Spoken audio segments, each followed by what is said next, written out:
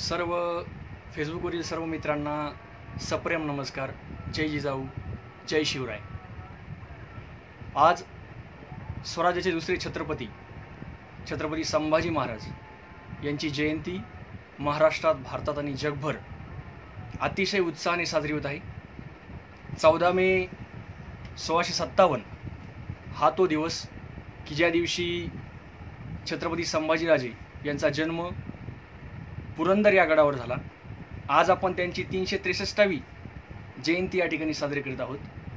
तर सर्वप्रथम मी स्वराज्याची प्रेरणा राजमाता जिजाऊ, स्वराज्य संकल्पक शहाजीराजे, स्वराज्य संस्थापक छत्रपती शिवाजी महाराज आणि या स्वराज्याचे रक्षक छत्रपती संभाजी महाराज या सर्वांना सर्वप्रथम मी नम्र अभिवादन करतो. आणि आज संभाजीराजे जयंती निमित्त खास या ठिकाणी मी आपणासमोर उपस्थित झालोय. तर पुन्हा एकदा या व्याख्यानाच्या निमित्ताने माझा प्रयत्न असणार आहे की छत्रपती संभाजीराजे यांचं जे एकंदर संघर्षमय जीवन आहे, एकंदर त्यांचा जो राज्यकारभार आहे, त्यांना भोगावा लागलेला संघर्ष आहे, या सर्वांची धावती मांडणी आज मी या व्याख्यानाच्या माध्यमातून आज तुमच्यासमोर करणार आहे. मित्रांनो, प्रभावंकर ठाकरे यांनी एका ठिकाणी असं म्हटलंय की एखाद्या समाजाला जर तुम्हाला गुलाम करायचं असेल तर त्या समाजाला ठार मारू नका, समाजाशी युद्ध खेळू नका. तर काय करा, तर त्या समाजाचा इतिहास मारा, त्या समाजाच्या इतिहासाचा खून तुम्ही करा, म्हणजे आपोआप त्या ठिकाणी तो समाज मरून जाईल. आणि मला असं वाटतं की छत्रपती संभाजीराजे यांच्या इतिहासाच्या बाबतीत नेमकं असं घडलंय मित्रांनो. म्हणजे छत्रपती संभाजी महाराज यांची जी प्रतिमा तत्कालीन इतिहासकारांनी जी निर्माण केली होती ती कोणत्या प्रकारची होती, तर मदिरा आणि मदिराक्षीच्या नादी लागलेला राजा, नादान आणि नाकारता राजा, रगेल आणि रंगेल राजा, अशा प्रकारच्या विकृत इतिहास लेखनाने इथल्या इतिहासकारांनी, इथल्या बखरकारांनी छत्रपती संभाजी महाराजांची प्रतिमा ही विकृत केली होती. आणि याला जबाबदार कोण होतो मित्रांनो, तर हा जो इतिहास आपल्यासमोर मांडला जातो, या इतिहासामध्ये याच्यामध्ये सगळ्यात महत्त्वाची जी जबाबदारी किंवा विकृत इतिहासाचं जे श्रेय जातं ते जातं इथल्या बखरकारांना. यातल्या 2 बखरींचा या ठिकाणी मी मुद्दा म्हणून उल्लेख करतो. यातली पहिली बखर आहे मित्रांनो, ती म्हणजे कृष्णाजी अनंत सभासद यांची बखर. या बखरीमध्ये सभासदांनी छत्रपती संभाजीराजे यांच्याबद्दल बरंचसं विकृत लिखाण त्या ठिकाणी केलेलं आहे. काय म्हणतात सभासद या बखरीमध्ये, तर सभासद या बखरीमध्ये असं म्हणतात की संभाजी हा जाणता पण बुद्धी फटकळ असणार आहे, अल्पबुद्धी आहे, त्यास काय करावे, राजाराम वाचला तर तो एक हे राजवृद्धीने पावविल, असा प्रकारचा उल्लेख सभासदाच्या बखरीमध्ये आहे.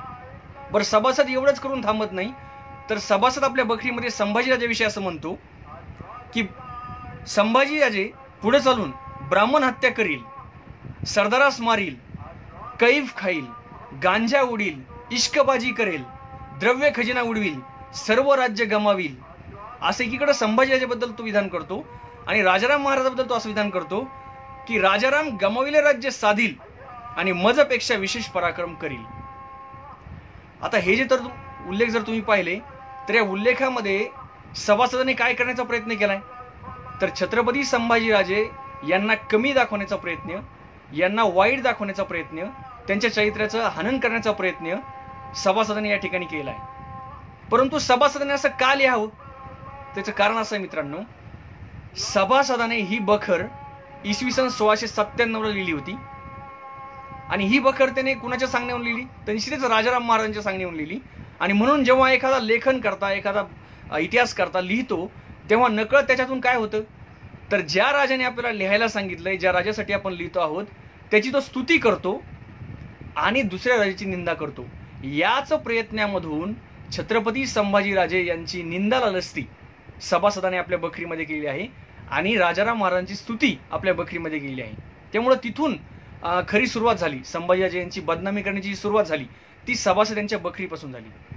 पण दुसरी जी बखर मी तुम्हाला त्याची सांगणार आहे, ती बखर म्हणजे छत्रपती संभाजी महाराजांची सगळ्यात जास्त बदनामी करणारी बखर म्हणजे ती आहे चिटणीसांची बखर. त्यांचं नाव आहे मल्हार रामराव चिटणीस. या मल्हार रामराव बखरीमध्ये सगळ्यात जास्त बदनामी संभाजी महाराजांची केलेली आहे. आणि संभाजी महाराजांचा इतिहास जो नंतर नाटकामधून, चित्रपटामधून, वेगवेगळ्या ठिकाणाहून समोर आला, त्याला मुख्य आधार असणारी बखर म्हणजे या मल्हार रामराव चिटणीसाची बखर. काय लिहिलं होतं या चिटणीसाच्या बखरीमध्ये? तर त्यामुळे त्याने पहिल्यांदा असा उल्लेख केला की एका हळद कुंकू समारंभामध्ये एका सुवासिनीला छत्रपती संभाजीराजांनी पाहिलं आणि तिला महालातून उचलून नेलं आणि तिच्यावर बलात्कार केला. असा तो असं तो मल्हार रामराव चिटणीस आपल्या बखरीमध्ये लिहितो. आता याला पुरावा देताना तो काही सांगत नाही, कारण तो विधान असं करतो की कोण्या एके दिवशी कोण्या एका स्त्रीवर, म्हणजे इतर ठिकाणी व्यवस्थित नोंद घेणारा हा मल्हार रामराव चिटणीस ज्यावेळेस या घटनेची नोंद करतो त्यावेळेस तो काय लिहितो की कोण्या एके दिवशी असं झालं, कोण्या एका स्त्रीला संभाजीने उचलून नेलं. म्हणजे तो व्यवस्थित पुरावा देत नाही, त्यावर तो ठाम नाही. म्हणजे निश्चितपणे या ठिकाणी त्याने संभाजी महाराजांची बदनामी करण्याचा प्रयत्न या घटनेतून केलाय. आणि म्हणून खरं तर ही घटना आहे तात्कालिक घटना की या बखरीतील उल्लेखामुळे नंतर संभाजी महाराजांची प्रतिमा, जी मी मगाशी तुम्हाला म्हणालो दुर्वर्तनी, दुर्व्यसनी, ती प्रतिमा निर्माण करण्याचं काम या घटनेपासून सुरू झालं. आणि त्यानंतर तो मल्हार चिटणीस असं लिहितो की या घटनेमुळं शिवाजी महाराज रागावतील आणि आपल्याला शिक्षा होईल म्हणून संभाजीतून पळून गेला आणि तो दिलेर खानाला मिळाला. असं धादांत खोटं या ठिकाणी मल्हार चिटणीस लिहिलं आहे. पुढे तो असं लिहितो की संभाजी कसा होता, तर संभाजी वडील होता, म्हणजे वयाने वडील होता राजारामापेक्षा, पण तो क्रूर होता आणि व्यसनी होता. अशा प्रकारची विधानं या मल्हार रामरावने आपल्या बखरीमध्ये केलेली आहे. पुढे असं म्हणतो तो की संभाजी राजा हा उग्र प्रकृतीचा होता, त्याला राज्य आवरू शकत नाही, तो स्वतःचा तर विनाश करीलच पण तो इतर सर्वांचा विनाश करील. अशा प्रकारची विधानं या मल्हार रामराव चिटणीसने आपल्या बखरीमध्ये केलेली आपल्याला आढळतील. आणि म्हणून संभाजी महाराजांचा जो विकृत इतिहास आपल्याला दिसतो त्याचं ते मुख्य कारण आहे. याच बखरीमध्ये तो लिहितो की संभाजीराजांनी राजारामास नजरबंद केलं, सोयराबाईस भिंतीत चिनून मारलं. म्हणजे आपल्याला जे सांगितलं जातं की सोयराबाई महाराणीस संभाजीराजांनी भिंतीत चिनून मारलं, हा जो अपप्रचार, हा जो खोटा इतिहास जो मांडला गेलाय तो या बखरीमधून मांडलेला आहे. त्यानंतर आणखीन एक गोष्ट या बखरीमध्ये मल्हार चिटणीसने मांडलेली आहे की जे आपण ऐकतो की औरंगजेबाने जेव्हा विचारलं की तू धर्म बदलतोस का, तेव्हा संभाजीराजा म्हणतो की तू मला तुझी बेटी दे, तुझी मुलगी दे. हाही जो धादांत खोटा आरोप आहे किंवा खोटा प्रचार आहे हा सुद्धा मल्हार रामराव चिटणीसच्या बखरीमधून आलेला आहे. आणि म्हणून मित्रांनो, मल्हार रामराव चिटणीस याची जी बखर आहे ही बखर खऱ्या अर्थाने संभाजी महाराजांची प्रतिमा इतिहासामध्ये मलिन करणारी प्रतिमा मलिन करणारी अशी बखर आहे. आणि याचा जर आपण शोध घेतला मित्रांनो तर आपल्या असं लक्षात येईल की असं काय करावं त्याने, मल्हार रामराव चिटणीसाने असं का करावं. तर याचं सुद्धा उत्तर आहे आपल्याकडे मित्रांनो. कारण आपल्या सर्वांना माहीत आहे की छत्रपती संभाजी महाराज यांनी ज्या ज्या प्रधानांना, ज्या ज्या मंत्र्यांना हत्तीच्या पायी दिलं होतं त्यामधला एक जो प्रधान होता बाळाजी आवजी चिटणीस, हा बाळाजी आवजी चिटणीस या मल्हार रामराव चिटणीसाचा खापर पंजोबा होता. आणि या मल्हार रामराव चिटणीसाचा एक राग होता, तो राग त्याने आपल्या इतिहासातून, आपल्या बखरीमधून व्यक्त केलाय. म्हणजे माझ्या खापर पंजोबाला संभाजीराजांनी हत्तीच्या पायी दिलं, तो राग त्याने व्यक्त करावा होता. कसा केला, तर छत्रपती संभाजी महाराजांचा इतिहास विकृत करून, छत्रपती संभाजी महाराजांच्या चरित्राची बदनामी करून अशा प्रकारे त्याने सूड घेण्याचा प्रयत्न केला. अतिशय दुर्दैवी प्रकार या मल्हार रामराव चिटणीसाने आपल्या बखरीमध्ये केला. आणि म्हणून नंतर पुढे जे काही साहित्य निर्माण झालं त्या साहित्यामध्ये खूप मोठा प्रभाव कोणाच्या बखरीचा पडला असेल तर तो मल्हार रामराव चिटणीसाचा पडला. तर ही सुद्धा एक दुर्दैवी, इतिहासातील एक दुर्दैवी बाब आपल्याला म्हणता येईल. त्यानंतर अनेक इतिहासकार समोर आले. आता जो मी उल्लेख केला तो बखरकारांचा होता. नंतर इतिहासकार बखरीपेक्षा थोडंसं ज्याला तात्विक अधिष्ठान म्हणा किंवा एक विश्वासार्हता अधिक असते त्याला इतिहासकार म्हणतो आपण. तर यामध्ये ग्रँट डफ हा इंग्रजी इतिहासकार असेल, किंवा त्यामध्ये गोह सरदेसाई ज्यांना आपण रियासतकार म्हणतो ते असतील, किंवा न्यायमूर्ती महादेव गोविंद रानडे असतील. यासारख्या इतिहासकारांनी सुद्धा छत्रपती संभाजी महाराजांचा इतिहास मांडण्याचा प्रयत्न केला. पण मित्रांनो, मला आपल्याला सांगू द्या की यांनी सुद्धा छत्रपती संभाजी महाराजांच्या इतिहासाची मांडणी करताना या बकरींचाच आधार घेतला आणि म्हणून यांच्या सुद्धा माध्यमातून छत्रपती संभाजी महाराजांची एक विकृत प्रतिमा जनमानसासमोर उभी राहील. पण काही इतिहासकार असे सुद्धा होते ज्यांनी खरा इतिहास मांडण्याचा प्रयत्न केला. त्यांचा मी नामोल्लेख या ठिकाणी करतो. त्यामध्ये आहेत भाऊसाहेब पवार या सत्यशोधक समाजाच्या एका कार्यकर्त्याने, या लेखकाने पहिल्यांदा छत्रपती संभाजी महाराजांची एक चांगली प्रतिमा, एक सत्यवादी प्रतिमा, सत्यशोधकी प्रतिमा मांडण्याचा प्रयत्न केला. त्यांचं नाव आहे भाऊसाहेब पवार. दुसरं नाव मी या ठिकाणी घेतो ते म्हणजे दत्तो वामन पोतदार. यांनी सुद्धा छत्रपती संभाजी महाराजांचा उल्लेख अतिशय सन्मानाने केलेला आहे. त्यांनी सुद्धा चांगल्या प्रकारे इतिहास मांडण्याचा प्रयत्न केलेला आहे. तिसरं नाव मी या ठिकाणी घेतो डॉक्टर कमल गोखले. यांनी शिवपुत्र संभाजी नावाचं जे एक पुस्तक लिहिलं. या पुस्तकातून छत्रपती संभाजी महाराजांचा खरा इतिहास, त्यांची उज्ज्वल प्रतिमा, त्यांची उजळ प्रतिमा ही मांडण्याचा प्रयत्न डॉक्टर कमल गोखले यांनी केला. आणि या सर्वांमध्ये एक नाव अगदी अग्रक्रमानं घेणं क्रमप्राप्त ठरतं. ते नाव आहे वासुदेव सीताराम बेंद्रे, म्हणजेच अर्थातच वासी बेंद्रे यांचं नाव. कारण मराठी साहित्यामध्ये किंवा मराठी इतिहासामध्ये छत्रपती संभाजी महाराज यांच्यावरील पहिला खराखुरा संशोधन करून मांडलेला इतिहास हा वासी बेंद्रे यांनी मांडलेला आहे. तब्बल वयाची 40 ते 42 वर्ष खपून, शोध घेऊन, परदेशात जाऊन, कागदपत्र धुंडाळून, आपलं आयुष्य खर्च करून, आपल्या आयुष्याचा पैसा खर्च करून, वेळ खर्च करून वासी बेंद्रे यांनी पहिलं छत्रपती संभाजी महाराजांचं चिकित्सक चरित्र, खरं चरित्र आपल्याला बहाल केलंय. खरोखर हे वासी बेंद्रे यांचे या महाराष्ट्रावर, या इतिहासावर खूप मोठे उपकार आहेत की ज्यांच्यामुळे छत्रपती संभाजी महाराजांची खरी प्रतिमा आपल्यासमोर उभी राहिली. त्यांच्याबद्दल एक इतिहासकार असं म्हणतात बघा, त्यांच्या लेखनाबद्दल, वासी बेंद्रे यांनी जे काम करून ठेवलं याबद्दल त्यांनी गौरवोद्गार कसे काढलेत. इतिहास साधनांच्या प्रचंड पर्वताच्या उत्खननाच्या उलाढालीत जुना लोकप्रसिद्ध धर्मवीर परंतु दुर्गुणी संभाजी न सापडता एक महान विभूती असलेला संभाजी त्यांना सापडला. म्हणजे इतिहासाने जी दुर्गुणी, दुर्व्यसनी असा संभाजी उभा करण्याचा प्रयत्न केला होता, तो न सापडता एक महान विभूती असलेला, दिव्य प्रतिभा असलेला, तेज असलेला, सच्चारित्र्याचा, चारित्र्यवान असा संभाजी वासी बेंद्रे यांना सापडला. आणि त्यामुळे वासी बेंद्रे यांचं भारतीय इतिहासातील, मराठा इतिहासातील एक खूप मोठं योगदान आहे. त्यांचे निश्चितपणे आपण सर्वांनी आभार मानले पाहिजेत. मी तुम्हाला म्हणालो की या सगळ्या इतिहासकारांनी चांगला इतिहास, खरा इतिहास मांडण्याचा प्रयत्न केला, परंतु तरीही काही लोक अजून जुनाच इतिहास उगाळत बसले होते. मग ती नाटकं असतील, चित्रपट असतील, या नाटकामधून, चित्रपटामधून संभाजी केला गेला. मग ते औंधकर हे नाटककार असतील, गडकरी हे नाटककार असतील, किंवा अनेक नाटककार आहेत ज्यांनी यामधून छत्रपती संभाजी महाराजांची बदनामी करण्याचा प्रयत्न केला, त्यांच्या चारित्र्याचं हनन करण्याचा प्रयत्न केला. आणि त्यामागे उभ्या राहिल्या काही संभाजी महाराजांच्या आयुष्यात न आलेल्या परंतु यांनी चिटकवलेल्या नायिका. कोणत्या नायिका आहेत या? त्यातलं पहिलं नाव मी तुम्हाला सांगतो, ते आहे तुळसा.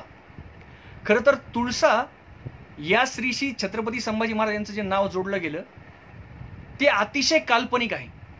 म्हणजे तुळसा नावाची स्त्री छत्रपती संभाजी महाराजांच्या इतिहासात कुठंच सापडत नाही, कोणत्याच ठिकाणी तिचा उल्लेख नाही.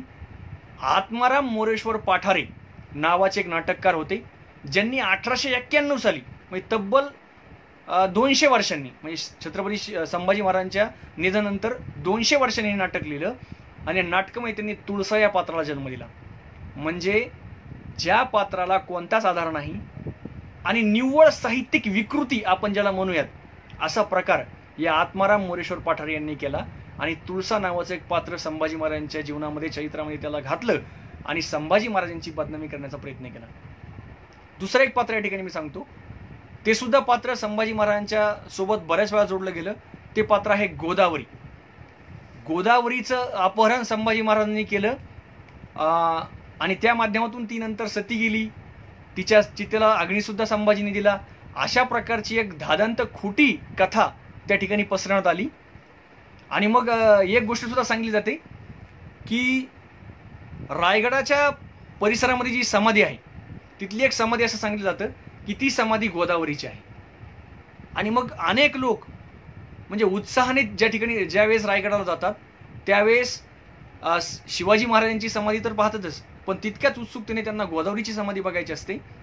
असा विकृत इतिहास मांडला गेला. मग एक इतिहासकार समोर आले, त्यांचं नाव आहे द ग गोडसे. या द ग गोडसे यांनी शोध घेतला की खरोखर ही गोदावरीची समाधी आहे का, की जिचं नाव संभाजी महाराजांशी जोडलं गेलं. आणि त्यांनी इतिहास शोधल्यानंतर, त्यांनी संशोधन केल्यानंतर त्यांच्या असं लक्षात आलं की ही जी रायगडाच्या परिसरामधली समाधी आहे, ही समाधी ही गोदावरीची नाही, तर सवाई माधवराव पेशवे यांची जी पत्नी होती यशोदाबाई, त्यांची ही समाधी आहे.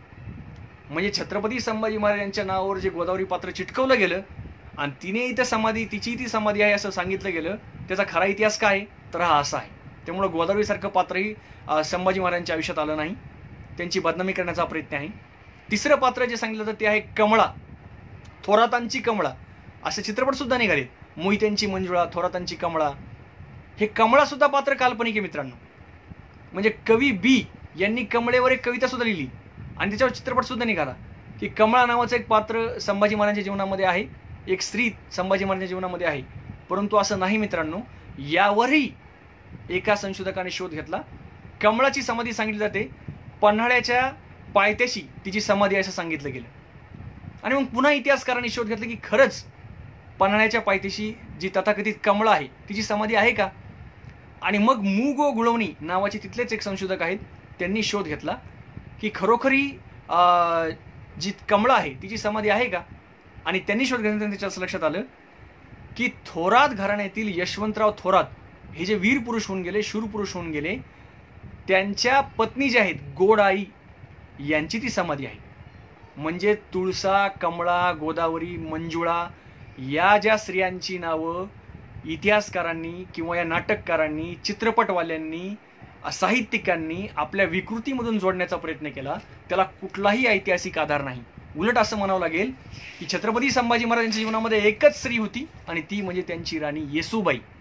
येसूबाईशी एकनिष्ठ राहणारे राजे होते आणि त्यामुळं कोणत्याही परस्त्रीशी, ज्या घरामध्ये जिजामातेचा संस्कार आहे, ज्या घरामध्ये छत्रपती शिवाजी महाराजांचा संस्कार आहे, आणि हे दोन्हीही चारित्र्याचे एक सर्वोच्च परिमाण आहेत, जिजामाता असतील, छत्रपती शिवाजी महाराज असतील, कोणत्याही इतिहासामध्ये यांना जर आपण नेऊन ठेवलं जगाच्या पातळीवर तर चारित्र्याचं एक सर्वोच्च परिमाण म्हणजे राजमाता जिजाऊ आणि छत्रपती शिवाजी महाराज. आणि त्यामुळं आशांच्या तालमीत वाढलेला हा जो युवराज आहे, हा युवराज अशा स्त्रियांच्या नादी लागेल यावर विश्वास बसत नाही. आणि खरोखर इतिहासाने ते सिद्ध केलंय की असं जे ठरवण्याचा प्रयत्न केला गेला तो पूर्णपणे इतिहासाची विसंगत आहे, खोटा इतिहास मांडण्याचा प्रयत्न आहे. मग छत्रपती संभाजी महाराजांची जडणघडण किंवा एक युवराज म्हणून कशी जडणघडण झाली याचंही थोडंसं विश्लेषण या ठिकाणी मी आपल्यासमोर करतो, म्हणजे त्या माध्यमातून त्यांचे चरित्र आपल्या लक्षात येईल. जसं मी आता तुम्हाला म्हणालो की छत्रपती संभाजी महाराज एका बाबतीत दुर्दैवी ठरले की त्यांच्या जन्मानंतरच काही दिवसांनीच सईबाई, त्यांची आई सईबाई यांचं निधन झालं. आणि मग धाराऊ गाडे यांनी संभाजी महाराजांचा सांभाळ केला. परंतु खऱ्या अर्थाने संभाजी महाराजांना घडवण्याचं काम कोणी केलं असेल तर ते राजमाता जिजाऊ यांनी. म्हणजे राजमाता जिजाऊ यांचे खरोखर महाराष्ट्रावर उपकार आहेत की राजमाता जिजाऊ यांनी या स्वराज्याला 2 छत्रपती दिले, छत्रपती शिवाजी महाराज आणि छत्रपती संभाजी महाराज. छत्रपती संभाजी महाराज यांच्या जडणघडणीमध्ये निश्चितपणे सिंहाचा वाटा राजमाता जिजाऊ यांचा आहे. आणि म्हणून जिजाऊ मातेंच्या तालमीमध्ये छत्रपती संभाजी महाराज घडले आहेत. त्यांचं बालपण, त्यांचं चारित्र्य, त्यांचं शिक्षण हे राजमाता जिजाऊ यांच्या तालमीमध्ये घडलेलं आहे. तर ही सुद्धा बाब आपण लक्षात घ्यावी. छत्रपती संभाजी महाराज यांनी आपल्या सर्वांना माहीत असेल वयाच्या 14व्या वर्षी, म्हणजे विचार करा ज्या वयात अतिशय बाल वय आपण ज्याला म्हणूयात, अशा वयात छत्रपती संभाजी महाराजांनी बुधभूषण नावाचा एक संस्कृत ग्रंथ लिहिला. म्हणजे संस्कृत भाषेवर छत्रपती संभाजी महाराजांचं प्रभुत्व होतं. या बुधभूषणमध्ये त्यांनी स्वतःच लिहिलंय की संभाजीराजांना त्या वयात काय काय येत होतं. तर ते असं म्हणतात की काव्यालंकार, शास्त्र, पुराण, संगीत, धनुर्विद्या यांचा सखोल अभ्यास आपण केलेला आहे, मी केलेला आहे, असं छत्रपती संभाजी महाराज बुधभूषणमध्ये लिहितात. म्हणजे वयाच्या 14व्या वर्षीच या सर्व गोष्टींचा अभ्यास छत्रपती संभाजी महाराजांनी केला होता. त्यामुळे ते एक संस्कृत पंडित होते, विद्वान होते, शास्त्रांचे जाणते होते, हे आपण या ठिकाणी लक्षात घेतलं पाहिजे. हा बुधभूषणम ग्रंथ जेव्हा गागा भट्टाने वाचला, हाच गागा भट्ट की ज्याला छत्रपती संभाजी महाराजांनी आपल्या राज्याभिषेकासाठी खास बोलावून घेतलं होतं, तो गागा भट्ट प्रभावित झाला छत्रपती संभाजी महाराज यांचा बुधभूषणम ग्रंथ वाचून. आणि तो इतका प्रभावित झाला की जेव्हा गागा भट्टाने आपला एक ग्रंथ लिहिला समयनय नावाचा, तेव्हा हा ग्रंथ गागा भट्टाने छत्रपती संभाजी महाराजांना अर्पण केला. हे मोठेपण, संभाजी महाराजांचं मोठेपण गागा भट्टासारख्या विद्वानाला मान्य झालं आणि इतिहासकारांनी ते मान्य केलं नाही. हे आपलं दुर्दैव आहे. एकीकडं ही जडणघडण होत असतानाच एक मोठं संकट छत्रपती संभाजी महाराजांच्या जीवनामध्ये आलं. म्हणजे कुणावरही अशी वेळ येऊ नये. ते म्हणजे ज्यावेळेस औरंगजेबाने या स्वराज्यावर मिर्झाराजे जयसिंगाला पाठवलं, त्यावेळेस एक मोठं संकट स्वराज्यावर आलं. आणि मग प्रश्न पडला की आता काय करावं. यावेळेस छत्रपती शिवाजी महाराजांनी 8 वर्ष वयाच्या संभाजी राजांना मिर्झाराजे जयसिंग याच्याकडे उलीस ठेवलं. आणि आपल्या सर्वांना माहीत आहे की आग्र्याला जेव्हा जाण्याची वेळ आली तेव्हा 8 वर्षाच्या संभाजीराजांना सोबत घेऊन शिवाजीराजे आग्र्याला गेले. मोगलांचे पंचहजारी मनसबदार म्हणून त्या ठिकाणी संभाजीराजे गेले. आग्र्याला ज्या काही घडामोडी झाल्या ते आपल्या सर्वांना माहीत आहेत. याच ठिकाणी संभाजीराजांचा बाण आपल्या लक्षात येतो की संभाजीराजे यांना बाहेर फिरण्याची परवानगी होती, परंतु छत्रपती शिवाजीराजे हे मात्र नजरकैदेत होते. असा एक प्रसंग की मल्लविद्येचा खेळ सुरू होता, कुस्ती चालली होती आणि औरंगजेबाने आवाहन केलं संभाजीराजांना की संभाजी तुम्ही आमच्या कोणत्याही मल्लाशी तुम्ही युद्ध खेळा. यावेळेस संभाजीराजांनी उत्तर दिलं की आम्ही फक्त आमच्याच लायकीच्या मल्लांशी युद्ध खेळतो. हा जो बाणा आहे हा निश्चितपणे त्यांनी छत्रपती शिवाजी महाराजांच्याकडून घेतलेला बाणा आहे. हा बाणा औरंगजेबाला त्या वयातच कळाला होता की संभाजीराजांमध्ये हा स्वाभिमानी बाणा किती बालवयापासून भिनलेला आहे हे आपल्या लक्षात येईल. आग्रा भेटीवेळी छत्रपती संभाजी महाराजांचं एक खूप मोठं योगदान आहे. म्हणजे शिवाजी महाराजांची सुटका जी आग्र्याहून झाली त्या पाठीमागं खूप मोठी भूमिका संभाजीराजांची आहे. कारण आपल्या सर्वांना माहीत आहे की ज्या कुंभाराच्या मदतीने शिवाजीराजे तिथून सुटले, त्या कुंभाराशी सल्ला मसलत करण्याचं काम, त्या कुंभाराशी जाऊन नियोजन करण्याचं काम या बाल संभाजींनी केलं होतं. म्हणजे वयाच्या 8व्या-9व्या वर्षीच ही जी राजनीती आहे, राजकारण आहे, ही कूटनीती आहे, याचं एक प्रकारे शिक्षणच संभाजीराजांना मिळत होतं. त्यांच्या प्रयत्नामुळे शिवाजी महाराज हे आग्र्याहून सुटू शकले. परंतु ज्यावेळेस ते आग्र्याहून निघाले त्यावेळेस शिवाजी महाराजांना असं वाटलं की बाल संभाजी यांची आत्ताच इतकी दमछाक झालेली आहे, यांना जर आपण सोबत घेतलं तर धोका निर्माण होऊ शकतो. आणि म्हणून त्या 9 वर्ष वयाच्या संभाजींना शिवाजी महाराजांनी मथुरा, बनारस या ठिकाणी 6 महिने ठेवलं. म्हणजे किती कमी वयात संभाजी महाराजांवर किती मोठ्या जबाबदाऱ्या आल्या हे तुम्ही बघा. म्हणजे खूप कमी वयात खूप मोठं त्याला आपण म्हणू दिव्य पेलण्याची ताकद, दिव्य पेलण्याचा संस्कार शिवाजी महाराजांनी संभाजीवर केला होता. या 6 महिन्यात सुद्धा छत्रपती संभाजी महाराजांनी आपल्या संस्कृत अध्ययनाचा एक खूप मोठा प्रभाव तिथल्या मंडळीवर पाडला होता. आणि खूप मोठा अनुभव या दरम्यान संभाजीराजांना मिळाला. म्हणजे हे जे 8-9 वर्षाचं वय होतं, या वयात संभाजीराजे आग्र्याला गेले. तिथं जाऊन त्यांनी मोगलांची एकंदर राजनीती पाहिली, दिल्लीचं राजकारण पाहिलं, तिथले अनुभव घेतले, शिवाजी महाराजांची कूटनीती शिकले, राजनीती शिकले. आणि म्हणून एक ज्याला आपण म्हणूयात की राजकारणाचं एक बाळकडू संभाजीराजांना कधी मिळालं तर या आग्र्याच्या भेटीच्या वेळेस मिळालं. आणि तिथून त्यांना खऱ्या अर्थाने एक राजकारण काय आहे, राजनीती काय आहे हे त्यांना समजलं. तिथून परत आल्यानंतर शिवरायांनी आपल्या राज्यकारभाराचा काही भाग छत्रपती संभाजीराजांना चालवायला दिला. तो वयाच्या कितव्या वर्षी तर तो दिला वयाच्या 14व्या-15व्या वर्षी. म्हणजे संभाजी महाराजांनी वयाच्या 14व्या-15व्या वर्षी राज्यकारभार सुरू केला. आणि हा राज्यकारभार कसा केला? बरं, फक्त राज्यकारभार केला नाही तर अनेक ठिकाणी स्वाऱ्यासुद्धा केल्या, लढायासुद्धा केल्या. यावेळेस भारतामध्ये आलेला एक फ्रेंच प्रवासी ॲबे कॅरे यांनी लिहून ठेवलंय बघा.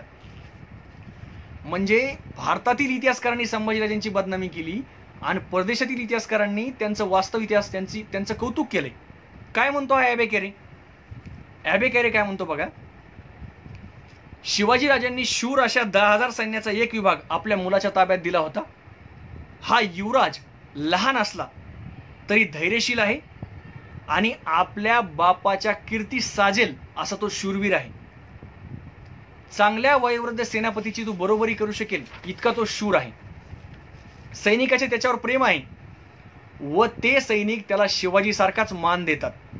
फरक इतकाच की ह्या सैनिकास संभाजीच्या हाताखाली लढण्यात विशेष धन्यता वाटते. म्हणजे बघा, सैनिकाला कुणाच्या हाताखाली लढण्यास धन्यता वाटते तर छत्रपती संभाजी महाराजांच्या आधिपत्याखाली, यांच्या हाताखाली लढण्यास धन्यता वाटते, असा उल्लेख या ठिकाणी आंबेडकर यांनी केलेला आहे. पुढे तो असं म्हणतो की संभाजीस खानदेश व गुजरात प्रांतीय राजावर स्वारी करण्याचा हुकूम देण्यात आला होता. म्हणजे संभाजीराजांना खानदेश आणि गुजरात यावर स्वारी करण्याचं सांगण्यात आलं होतं. तर तो लिहितो की ज्यांच्यावर तो स्वारी करणार तो त्याच्या नावाच्याच दराने पळून गेले.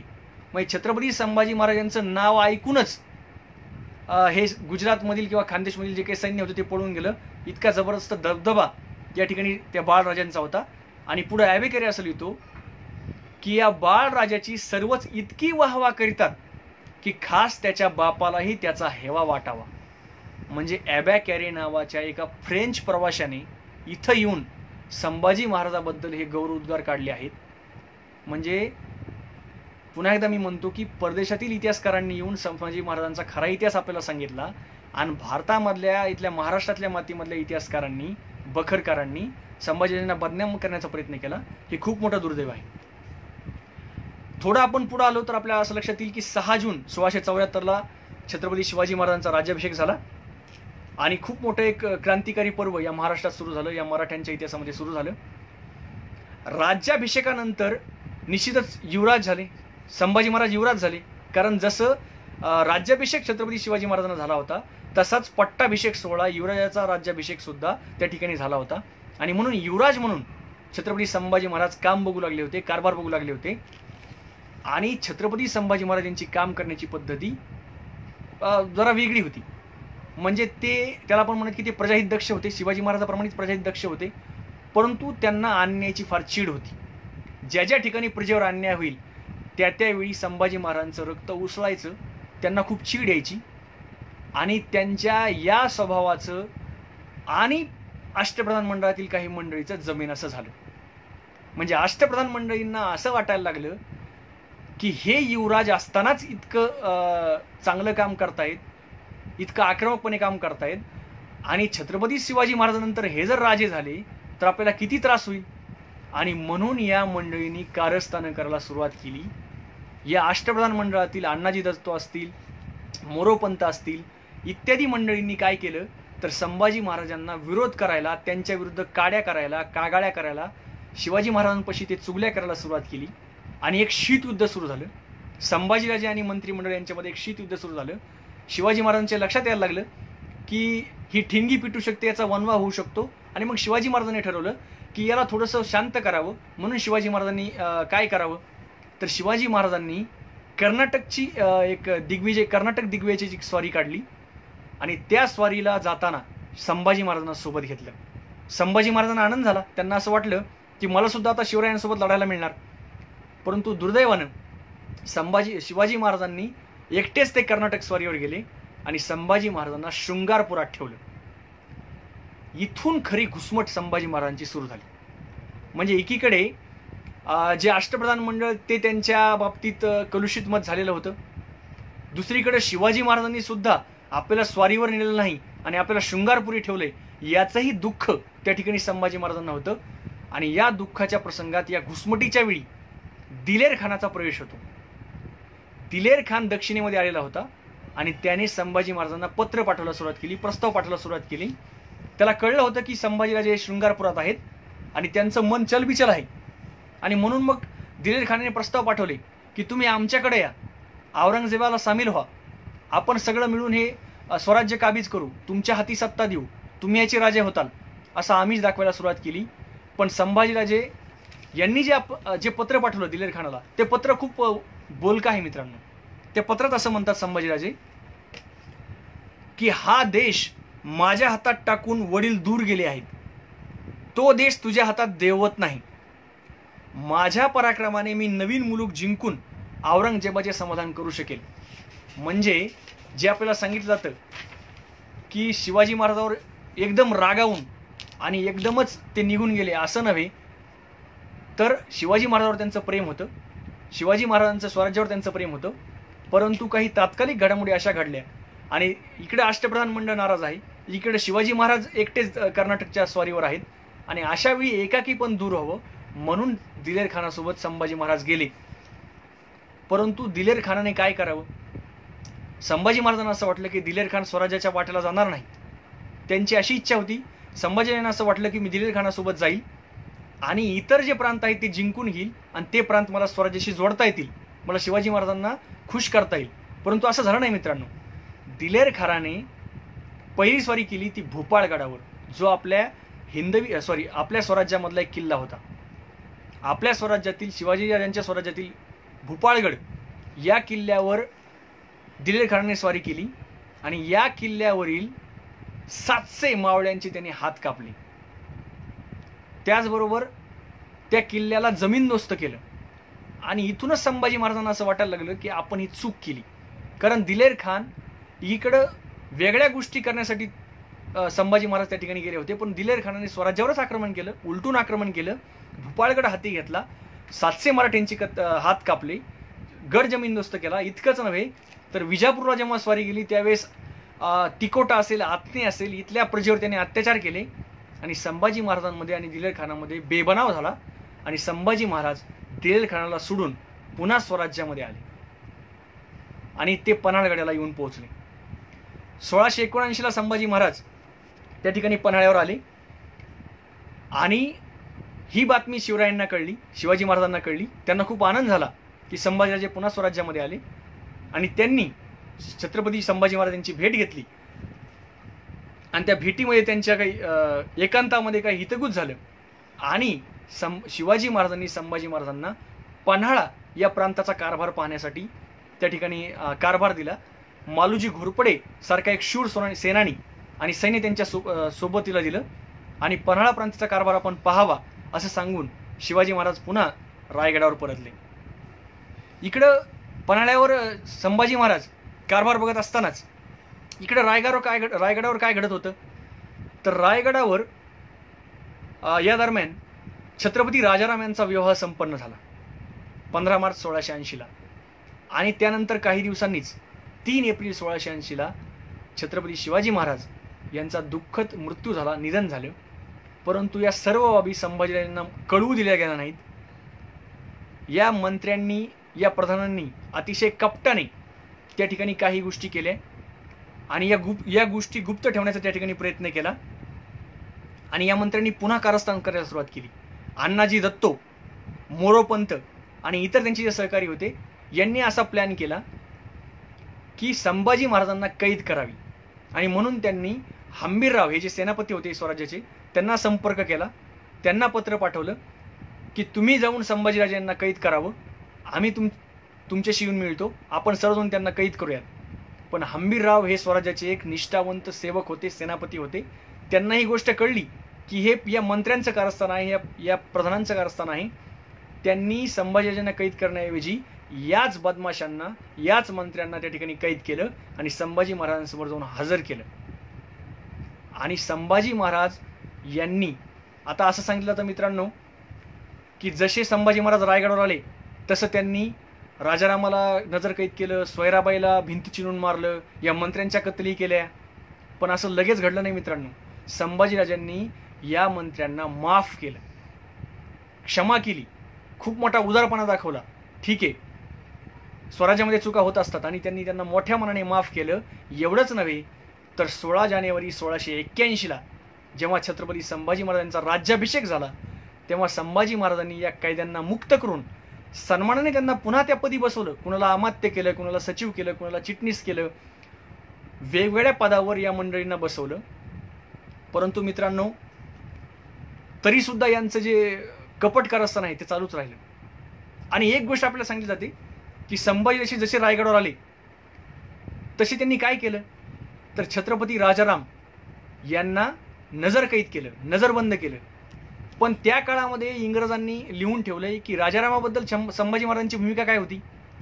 तर असं लिहितात बघा, इंग्रजांनी लिहून ठेवलंय आपल्या बातमीपत्रामध्ये, his younger brother he used with all kindness and continues at yes so to do.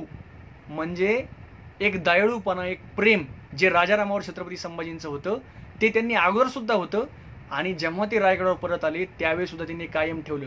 आणि म्हणून त्यांनी आल्या राजारामाला नजरकैद केलं किंवा नजरबंद केलं असं काही नाही.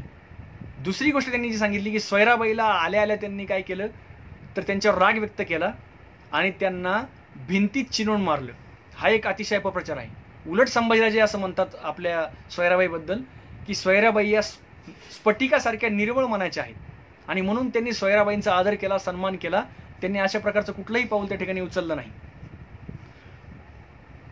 परंतु पुन्हा एकदा या मंत्र्यांना जेव्हा पुन्हा एकदा त्यांनी संधी दिली आपल्या राज्यामध्ये, छत्रपती संभाजी महाराज राजे झाले आणि पुन्हा एकदा जेव्हा संधी दिली तेव्हा या अण्णाजी दत्तोंनी हिरोजी फर्जंद यांनी पुन्हा एकदा कट करायला सुरुवात केली. म्हणजे आपण म्हणतो ना की काही ज्या व्यक्ती असतात त्यांच्या प्रवृत्ती जित्याची खोड मेल्याशिवाय जात नाही असं जे आपण म्हणतो, तर पुन्हा एकदा त्यांनी कट करायला सुरुवात केली. बरं, एकदा नाही तर दोनदा कट झाला.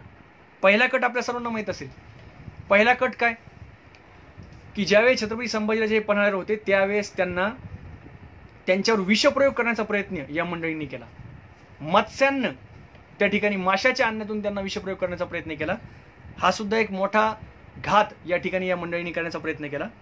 दुसरं म्हणजे शहाजादा अकबर जेव्हा संभाजीराजांचा आश्रय घेण्यात आलेला होता त्यावेळेस अकबराशी बोलणी करायला यांनी हिरोजी फर्जंदला वकील म्हणून पाठवलं. त्यावेळेस सुद्धा या धूर्त हिरोजी फर्जंद यांनी, म्हणजे खरं तर हिरोजी फर्जंद यांनी शिवाजी महाराजांची किती छान सेवा केली होती, परंतु याच हिरोजी फर्जंद जेव्हा छत्रपती संभाजीराजे राजे झाले त्यावेळेस तो उलटला आणि त्याने शहाजादा अकबरशी असा संपर्क साधला की तुम्ही आमच्यासोबत या, आपण मिळून संभाजीराजांना या पदावरून दूर करू आणि राजारामांना गादीवर बसू. तेव्हा हे विषप्रयोगाचा कट असेल किंवा संभाजीराजांना पदावरून दूर करून करण्याचा कट असेल, या कटामध्ये हे सर्व मंडळी सहभागी झाली. मला सांगा मित्रांनो, माणूस एक वेळा क्षमा करील, 2 वेळा क्षमा करील, परंतु एक राजा म्हणून छत्रपती संभाजी महाराजांनी 3ऱ्या वेळा त्यांच्या सहनशीलतेचा अंत झाला आणि म्हणून संभाजीराजेंनी अण्णाजी दत्तो असतील, हिरोजी फर्जंद असतील, बाळाजी आवजी असतील यासारख्या लोकांना हत्तीच्या पायी दिलं आणि ते अतिशय योग्यच केलं असं आपल्याला म्हणता येईल. कारण जिथं थेट राजाला मारण्याचा प्रयत्न या लोकांनी 2-3 वेळा केला, अशा लोकांना जिवंत सोडणं म्हणजे पुन्हा एकदा संकटाला आव्हान देणं असं झालं असतं. आणि म्हणून अतिशय योग्य काम त्या ठिकाणी संभाजी महाराजांनी केलं की या सर्वांना हत्तीच्या पायी देऊन एक मोठा वचक बसवला की पुन्हा या प्रकारच्या कारवाया कोणी करणार नाही. मित्रांनो, संभाजी महाराजांनी नाव म्हटलं की आपल्या समोर येतात त्यांचा संघर्ष, त्यांच्या लढाया. एक धावता आढावा या ठिकाणी मी तुमच्यासमोर मांडतो की किती वेगवेगळ्या आघाड्यावर संभाजी महाराज लढत होते.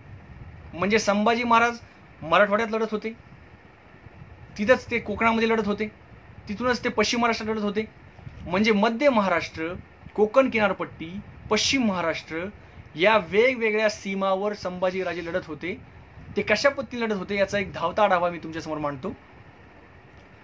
त्याआधी एक गोष्ट गौरवाने नमूद करतो की शहजादा अकबर याने काय केलं होतं तर औरंगजेबाशी बंड केलं होतं आणि तो औरंगजेबाशी बंड करून राजपुतांना येऊन मिळाला आणि त्याचा असा संकल्प होता, त्याची अशी योजना होती की राजपुतांशी संगनमत करून औरंगजेबावर चालून जाणं आणि दिल्ली काबीज करणं. परंतु दुर्दैवानं शहजादा अकबर त्यामध्ये अयशस्वी झाला आणि तिथं त्याचं बंड काही चाललं नाही, यशस्वी झालं नाही. आणि मग त्याच्यासमोर प्रश्न पडला की आता मी कुणाच्या आश्रयाला जाऊ, कारण औरंगजेब त्याच्या पाठीवर आहे. मग त्याने विचार केला की आता मी कुणाच्या आश्रयाला गेलं पाहिजे. त्यावेळेस दक्षिणेमध्ये 3 राज्य होती. एक होती आदिलशाही, एक होती कुतुबशाही आणि एक होतं मराठ्यांचं साम्राज्य. तुलनेने आदिलशाही, कुतुबशाही जुनी राज्य होती, मोठी राज्य होती. शहजादा अकबर कुणाच्या आश्रयाला यावा, अशावेळी शहजादा अकबरने विश्वास ठेवला तो मराठ्यांच्या साम्राज्यावर. कारण त्याला माहीत होतं की औरंगजेबाशी टक्कर घेणारं एकच साम्राज्य भारतामध्ये आहे, ते म्हणजे छत्रपती संभाजीराजांचं साम्राज्य, छत्रपती शिवाजी महाराजांचं साम्राज्य, मराठ्यांचं साम्राज्य.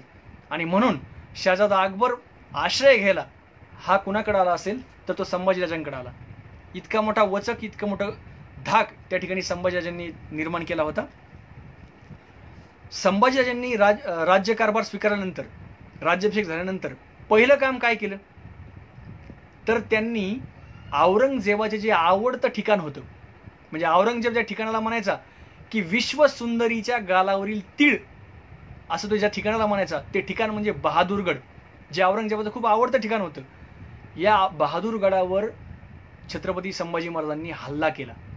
औरंगाबाद की जे औरंगाबाद नाव कुणाच्या नावावरून पडलं, तर औरंगजेबाच्या नावावरून पडलं. औरंगाबाद सुद्धा हे त्याचं एक आवडतं ठिकाण. संभाजी महाराजांनी पहिल्यांदा कशावर हल्ले केले असतील तर या औरंगजेबाच्या आवडत्या ठिकाणावर हल्ले केले. ती शहरं लुटली, नेस्तनाबूत केली. बुऱ्हाणपूर आणि औरंगाबाद. खाफी खान याचं एक विधान या ठिकाणी मला आपल्यासमोर ठेवायचं आहे. खाफी खान काय म्हणतो बघा, मोगली मुलखावर हल्ले करण्याच्या कामी शिवाजीने कधी कमतरता दाखविली नाही. शिवाजी महाराजांबद्दल काय म्हणतो खाफी खान, की मोगली मुलखावर जेव्हा हल्ले झाले त्यावेळेस शिवाजी महाराजांनी कधी कमतरता दाखविली नाही, पण खासा औरंगजेब चालून येईल या भीतीने शिवाजी महाराजांनी कधीच बुऱ्हाणपूर आणि औरंगाबाद या शहरावर कधीच हल्ले केले नव्हते. म्हणजे शिवाजी महाराजांनी त्यांच्या काळामध्ये कधीच बुऱ्हाणपूर आणि औरंगाबादवर हल्ले केले नव्हते, कारण शिवाजी महाराजांना वाटत होतं की औरंगजेबाला कशाला उगाच तिकडे बोलून घ्यायचं, कशाला डिवचवायचं. परंतु ही धमक, हे साहस त्या ठिकाणी संभाजीने दाखवलं आणि बुऱ्हाणपूर आणि औरंगाबाद हे दोन शहरं लुटली, नेस्तनाबूत केली. आणि यामुळे औरंगजेब चिडला. आणि मित्रांनो, पहिल्यांदा औरंगजेब दक्षिणेकडे आला. त्याआधी औरंगजेबाने मराठी साम्राज्यावर सरदार पाठवले होते. म्हणजे शिवाजी महाराजांच्या काळात तुम्ही बघा, औरंगजेब स्वतः कधीच आला नव्हता. शिवाजी महाराजांच्या काळामध्ये औरंगजेबाने शाहिस्ते खान पाठवला, औरंगजेबाने दिलेर खान पाठवला, औरंगजेबाने मिर्झाजी जयसिंग पाठवला. म्हणजे शिवाजी महाराजांच्या काळात औरंगजेब कधीच स्वतःहून आला नाही. परंतु जसं संभाजी महाराजांनी हे हल्ले केले तसं औरंगजेब हा स्वतःच त्या ठिकाणी दक्षिणेकडे आला. आणि याला एक आणखीन एक कारण होतं, कारण शहजादा अकबर हा संभाजीराजांना येऊन मिळाला होता आणि त्याला अशी भीती वाटली होती की शहजादा अकबर आणि संभाजी महाराज मिळून दिल्ली काबीज करतील की काय. आणि म्हणून तो त्या भीतीने त्या ठिकाणी दक्षिणेमध्ये दाखल झाला. आणि इथून सुरू झाला तो खरा मोगल आणि मराठा संघर्ष. मित्रांनो, मोगल आणि मराठा संघर्ष जर आपण तुलना केली, औरंगजेबाकडे किती सैन्य, तर उल्लेख आहे औरंगजेबाकडे आहे 7 लाख सैन्य. 7 लाख सैन्य त्याच्याकडे होतं, सैनिक होते. आणि मराठी साम्राज्याकडे किती सैन्य, तर त्या काळात लाकड आहे 30 ते 40 हजार. औरंगजेबाचं साम्राज्य प्रचंड आणि मराठी साम्राज्य तुलनेने लहान.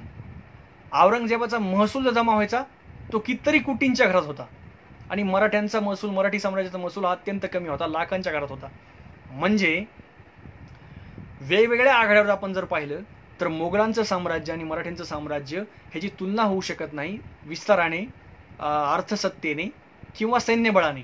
परंतु तरीही संभाजी महाराजांनी ज्या पद्धतीने औरंगजेबाशी लढा दिला, मोगलांशी लढा दिला, तो कशा पद्धतीने दिला तो आपण बघूयात.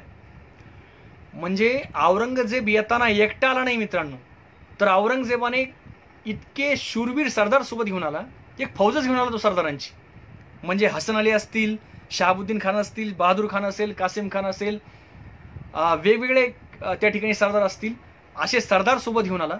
प्लस औरंगजेब स्वतः आला.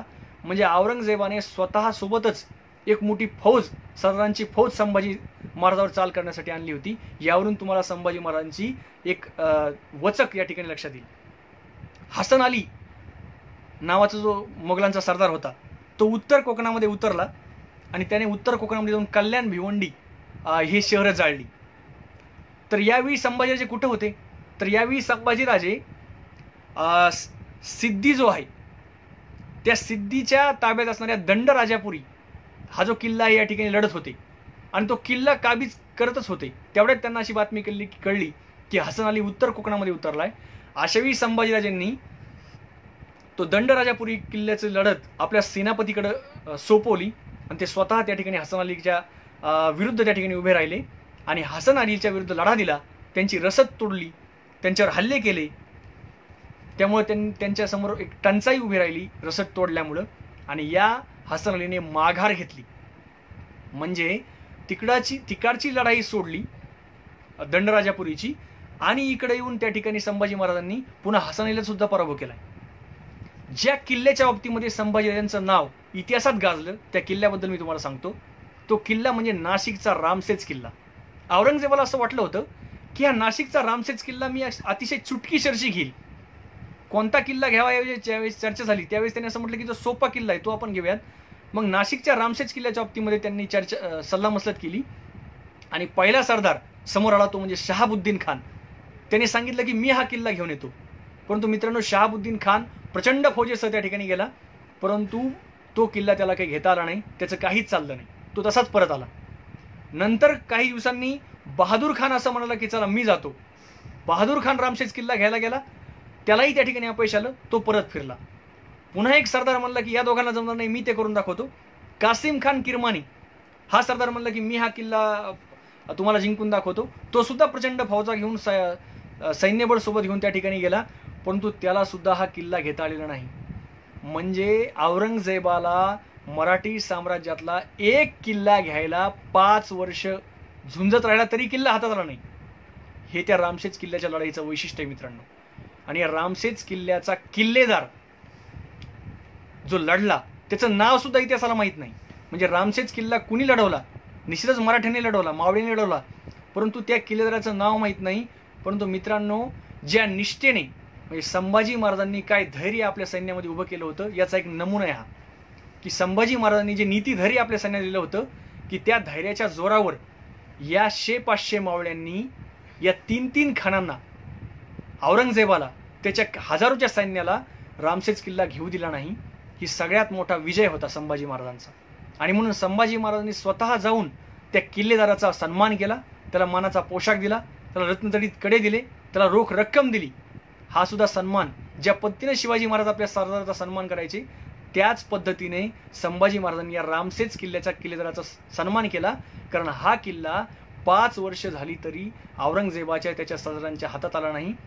इतक्या प्रचंड संख्येसह युद्ध करूनही त्या ठिकाणी हा किल्ला त्यांच्या ताब्यात आला नाही. ही एक सगळ्यात मोठं यश आहे संभाजी महाराजांचं. दुसरीकडून रणमस्त खान हा एक सरदार त्या ठिकाणी चाल करून आलेला होता. म्हणजे एकाच वेळी ह्या सगळ्या चाली सुरू आहेत. म्हणजे एकाच वेळी संभाजीराजे किती आघाड्यावर लढतायत हे मी तुम्हाला सांगतो. हसन अलीचं झालं, रामशेज किल्ल्यावर राहिले 3 सरदार झाले. आता रणमस्त खानाबद्दल मी सांगतो की रणमस्त खान कल्याण छावलीवर चालून आला. त्या रणमस्त खानावर स्वतः संभाजी महाराज चालून गेले, त्याच्यावर हल्ला केला, त्याची दाणादाण उडवली. शेवटी या रणमस्त खानाच्या मदतीला रुहुल्ला खान आला आणि तेव्हा कुठं तो वाचला आणि त्याचा बचाव करून हे सगळे घाटावर परतले. म्हणजे इथं सुद्धा संभाजीराजांनी अतिशय निकराने झुंज देऊन त्यांना माघार घ्यायला लावली. शहाजादा आझम हा कोल्हापूरवर चालून आला होता. त्यावेळेस या स्वराज्याचे सरसेनापती हंबीरराव मोहिते यांनी या शहाजादा आझमला त्या ठिकाणून पळवून लावलं. आणखीन 2 ज्या मोहिमा आहेत ज्या औरंगजेबाने राबवल्या होत्या त्या मोहिमांचा उल्लेख या ठिकाणी करतो की औरंगजेबाला असं वाटत होतं की या 2 मोहिमा म्हणजे खूप महत्वाकांक्षी मोहिमा आहेत, महत्वाच्या मोहिमा आहेत. तिथली पहिली मोहीम कोणती? तर शहाजादा मुअज्जम हा जो त्याचा मुलगा होता याला त्याने दक्षिण कोकण मोहिमेवर पाठवलं आणि शहाबुद्दीन हा जो त्याचा सरदार होता त्याला उत्तर कोकण मोहिमेवर पाठवलं. आणि औरंगजेबाचा प्लॅन असा होता, या दोघांचा रचना व्यूह अशी होती की उत्तर कोकण आणि दक्षिण कोकण या 2 बाजूंनी आपण यायचं आणि स्वराज्याची किंवा तिथल्या सगळ्यांची कोंडी करायची. परंतु मित्रांनो, इथं सुद्धा मराठ्यांनी अतिशय जबरदस्त प्रतिहल्ला त्या ठिकाणी केला. तिथल्या सैन्याची रसद तोडली, त्यांची उपासमार झाली, रोगराईने अनेक त्यांचे सैन्य मरण पावले आणि या 2ही मोहिमा त्या ठिकाणी अपयशी झाल्या. ही तुम्हाला मी काही निवडक लढाईंची उदाहरणं मांडली मित्रांनो, जी मोगलांशी झाली. या काळामध्ये विचार करा की मराठ्यांचं सैन्य, मावळे, छत्रपती संभाजीराजे, हंबीरराव मोहिते आणि त्यांचं पूर्णच हे जे सैन्य होतं हे किती आघाड्यावर लढत होतं. आणि याच्याबद्दल कुणी लिहिलंय तर जो शत्रू पक्षामधला एक व्यक्ती आहे भीमसेन सक्सेना याने लिहून ठेवलंय. बहादूर खानाच्या लष्करामध्ये तो होता. हा भीमसेन सक्सेना असं लिहितो बघा. आपल्या वृत्तांतात त्यांनी लिहिलंय की संभाजी महाराजांच्या काळात मराठे नाशिक पासून गोवळकोंड्यांच्या सरहद्दीपर्यंत धामधूम माजवीत होते. म्हणजे संभाजी महाराजांनी मराठ्यांना, मावळ्यांना कोणत्या पद्धतीने प्रेरित केलं होतं याचं उदाहरण आहे की इतक्या चहूबाजूंनी मोगल असतील किंवा इतर जे असतील त्यांच्या विरुद्ध संभाजी महाराजांनी कोणत्या पद्धतीने आपल्या सैन्याला प्रेरित केलं होतं. आणि म्हणून औरंगजेबाचा खूप त्रागा झाला, त्याला खूप चीड आली, तो खूप संतापला. तो किती संतापला याबद्दल इंग्रजांनी लिहून ठेवलंय. इंग्रज म्हणतात की औरंगजेब किती चिडला, तर इंग्रज लिहितात मोगल पातशहा संभाजी विरुद्ध इतका चिडला आहे की त्याने आपली पगडी उतरविली आणि शपथ घेतली की त्याला मारल्याखेरीज किंवा त्याला राज्यातून हाकलून दिल्याखेरीज तो वस्त्र डुकीवर चढवणार नाही. म्हणजे या प्रकारचा मनस्ताप, या प्रकारचा ताप त्या ठिकाणी औरंगजेबाला संभाजी महाराजांनी दिला. इतकं मोठं सैन्य, प्रचंड सरदार तो घेऊन आला. परंतु या 5 वर्षात 1681 ते 85 या दरम्यान एकाही आघाडीवर औरंगजेब यशस्वी झाला नाही. हे सगळ्यात मोठं दुःख औरंगजेबाला झालं. शेवटी औरंगजेबाचा कोणताच सरदार त्या ठिकाणी कबूल होईना की तो संभाजीराजासमोर ठासून उभा राहील. असं कुणीच त्यासमोर उभं राहिलं नाही. आणि म्हणून औरंगजेबाने विचार केला की चला आता संभाजीराजांच्या स्वराज्यामध्ये काही आपला निभाव लागत नाही, आणि म्हणून तो आदिलशाहीकडे वळला, कुतुबशाहीकडे वळला. आणि मित्रांनो, या शाह्या एक वर्षात त्याने काबीज केल्या. आदिलशाही, कुतुबशाही या 2 वर्षात त्याने 2 शाह्या काबीज केल्या. यावरून तुमच्या लक्षात येईल की संभाजीराजांनी जे 5 वर्ष औरंगजेबाला झुंजवलं त्याचा किती मोठा ताप त्या ठिकाणी औरंगजेबाला झाला असेल. हे झाला मोगलांचा संघर्ष. त्याच वेळेस संभाजीराजे सिद्धींशी लढत होते. सिद्धींशी त्यांची लढत झाली. मी तुम्हाला जो मागाशी उल्लेख केला दंडराजापुरीचा किल्ला जो सिद्धीच्या ताब्यात होता, तो किल्ला स्वतः संभाजीराजे लढायला गेले. त्या ठिकाणी त्यांनी तोफांनी त्या किल्ल्याच्या कोटभिंती जमीनदोस्त केल्या. त्या सिद्धीचं सैन्य खडकांच्या आश्रयाने लढायला लागलं. परंतु त्या ठिकाणी संभाजीराजेंचा विजय होणार, म्हणजे दंडराजापुरी हे ताब्यात येणार. त्याच वेळेस हसन अली उत्तर कोकणामध्ये उतरल्यामुळं संभाजीराजांना परत तिकडे जावं लागलं. म्हणजे संभाजीराजांची तुम्ही एकंदर बघा की किती आकड्यावर त्यांची कसरत होत होती. म्हणजे एकीकडे दंडराजापुरी सिद्धीसोबत लढत असताना तो किल्ला ताब्यात येणार, त्याच वेळेला त्यांना कळलं की उत्तर कोकणामध्ये हसन अली उतरलाय, आणि म्हणून त्यांनी ती जबाबदारी आपल्या सेनापतीकडे दिली आणि ते पुन्हा इकडे हसन अलीकडे युद्ध खेळायला गेले. मोगल झाले, सिद्धी झाले. पोर्तुगीजांशी सुद्धा संभाजीराजे त्याच वेळेला लढत होते. पोर्तुगीजांच्या ताब्यामध्ये गोवा, वसई, चौल, दमन हे काही राज्य होते. आणि पोर्तुगीजांचं आणि मराठ्यांचं तसं चांगलं चाललं होतं. पण पोर्तुगीजांनी काय केलं, मोगली फौजांना मदत केली आणि संभाजीराजांना हे आवडलं नाही. आणि म्हणून संभाजीराजांनी पोर्तुगीजाविरुद्ध लढाई सुरू केली. 6 महिने संभाजीराजांनी ती लढाई चालवली. आणि या लढाईमध्ये दमन ते चौल हा जो त्या पोर्तुगीजांच्या ताब्यामधला प्रदेश होता तो त्यांनी काबीज केला. आणि इतका घनघोर हल्ला केला की असं म्हटलं गेलं की तिथले लोक चर्चमध्ये प्रार्थना करायला लागले की मराठ्यांना परत पाठवा की इतके मराठ्यांनी आमच्या नाकामध्ये दम केलाय. या पद्धतीचं शौर्य त्या ठिकाणी संभाजीराजांनी आणि आपल्या सैन्याने गाजवलं. त्याचबरोबर गोव्याजवळील जो फोंडा किल्ला आहे तिथे सुद्धा तिथला व्हाईसरॉय काही सैन्यासह त्या ठिकाणी दाखल झाला होता. त्याविरुद्ध सुद्धा आपल्या 600 मावळ्यांनी किल्ल्यावरून आणि 200 मावळ्यांनी किल्ल्याच्या बाहेरून या सैन्याची कुंडी केली आणि व्हाईसरॉयला तिथून पळवून लावलं. एवढंच नव्हे तर गोव्यावर जेव्हा चढाई झाली तेव्हा व्हाईसरॉय पळून गेला. त्याने चर्चमध्ये प्रार्थना केली की या मराठ्यापासून आम्हाला वाचव. म्हणजे संभाजी महाराजांनी एक प्रकारची जबरदस्त दहशत त्या ठिकाणी पोर्तुगीजावर निर्माण केली होती. इतकी दहशत निर्माण केली पोर्तुगीजावर की पोर्तुगीजांचा व्हाईसरॉय असा विचार करीत होता की माझी राजधानी जी आहे ती आता मी हलवतोच, कुठेतरी आत घेऊन जातो, म्हणजे संभाजीराजे किंवा मराठी मला त्रास देणार नाहीत. म्हणजे एकाच वेळी संभाजीराजे मोगल, इंग्रज, सिद्धी, पोर्तुगीज या सगळ्यांशी लढत होते आणि तिथं प्रत्येक आघाडीवर ते विजयी होत होते. हे आपण लक्षात घेतलं पाहिजे. याच वेळेला संभाजीराजांनी एक अतिशय महत्त्वाकांक्षी विचार केला होता मित्रांनो. हा जर विचार वास्तवात आला असता तर कदाचित संभाजीराजे हे दिल्लीच्या राजकारणामध्ये गेले असते. तो विचार असा होता, राजपूत राजा रामसिंग याला संभाजीराजांनी एक पत्र पाठवलं आणि त्या पत्रामध्ये संभाजीराजांनी एक व्यापक विचार मांडला होता की राजपूत असतील, शहाजादा अकबर असेल, मराठा साम्राज्य असेल आणि इराणकडून काही मदत घेऊयात आणि औरंगजेबाचा आपण पराभव करूयात आणि त्या माध्यमातून आपण दिल्ली काबीज करूयात. हा महत्त्वाकांक्षी स्वप्न संभाजीराजांनी पाहिलं होतं. पण दुर्दैवाने हे स्वप्न काही पुढं यशस्वी झालं नाही. काही लोकांनी त्यांना सहकार्य केलं नाही आणि म्हणून हा जो त्यांचा महत्त्वाकांक्षी एक प्रकल्प होता, एक योजना होती, ती त्या ठिकाणी काही यशस्वी झाली नाही. आणि म्हणून एकाच वेळी अनेक शत्रूबरोबर मोगल, पोर्तुगीज, सिद्धी, इंग्रज, डच आणि त्याच वेळेला स्वराज्यामधले काही फितूर, म्हणजे हे स्वराज्याचे शत्रू तर होतेच, पण आपल्या स्वराज्याच्या मध्ये असलेले सुद्धा काही लोक जे होते यांच्याशी या राजांनी लढाई केली. आपल्या आयुष्यामध्ये 140 लढाया हा राजा लढला आणि एकही लढाई हरला नाही. हे सुद्धा या राजाचं एक महत्त्वाचं वैशिष्ट्य आपण लक्षात घ्यावं. संभाजीराजांनी जो कारभार केला, या कारभाराची काही वैशिष्ट्ये मी आपल्यासमोर थोडक्यात मांडतो. त्याहून आपल्या लक्षात येईल, म्हणजे एकीकडं लढ्या लढत आहेत, इकडं चारित्र्यवान त्यांची चारित्र्यवरची निष्ठा आपल्या लक्षात येते. त्याचबरोबर राज्यकारभार त्यांनी कशा पद्धतीने केला याची काही त्रोटक उदाहरणं मी आपल्यासमोर मांडतो. शिवाजी महाराजांनी घालून दिलेल्या आदर्शावरच संभाजी महाराजांनी आपला राज्यकारभार चालवला. कारण त्यांनी असं एके ठिकाणी म्हटलंय की आबासाहेबांचे जे संकल्पित आहे ते चालवावे आम्हास अगत्य. म्हणजे शिवाजी महाराजांनी जे स्वराज्य निर्माण केलंय, ज्या पद्धतीने स्वराज्य निर्माण केलंय तेच आम्ही पुढे चालवणार आहोत, असं संभाजी महाराजांनी लिहून ठेवलंय. इंग्रजांशी जेव्हा त्यांनी मैत्रीचा करार केला त्यावेळेस संभाजीराजे लिहितात की माझ्या वडिलांशी जो शिरस्ता तोच मी पाळीन. म्हणजे माझ्या वडिलांनी त्या काळामध्ये जे तुमच्याशी करार केला होता, जे शिरस्ता ठेवला होता, त्याच पद्धतीचा शिरस्ता मी तुमच्याशी ठेवील.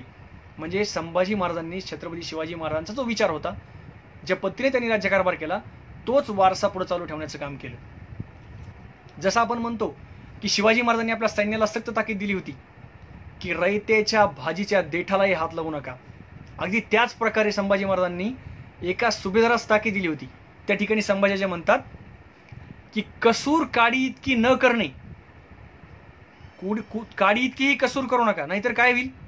पुढे असं लिहितात संभाजीराजे, पुढे बोभाट आल्यास स्वामी तुमची भीड धरणार नाहीत हे नेमस्त समजणे.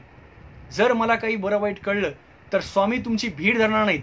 म्हणजे ज्या पद्धतीने शिवाजी महाराजांनी एक वचक, एक प्रशासनावर पकड निर्माण केली होती, अगदी त्याच ताकदीची पकड संभाजी महाराजांनी आपल्या राज्यकारभारामध्ये निर्माण केली होती.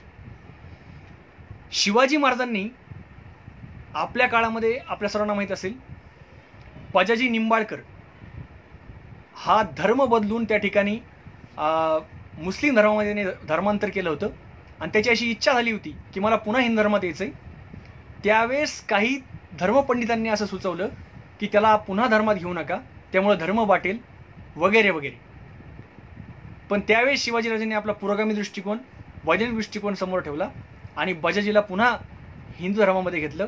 अगदी त्याच प्रकारे हर्सुलचा गंगाधर रंगनाथ कुलकर्णी हा बळजबरीने इस्लाम धर्मामध्ये गेला होता. त्याची इच्छा होती की पुन्हा हिंदू धर्मामध्ये यायचं.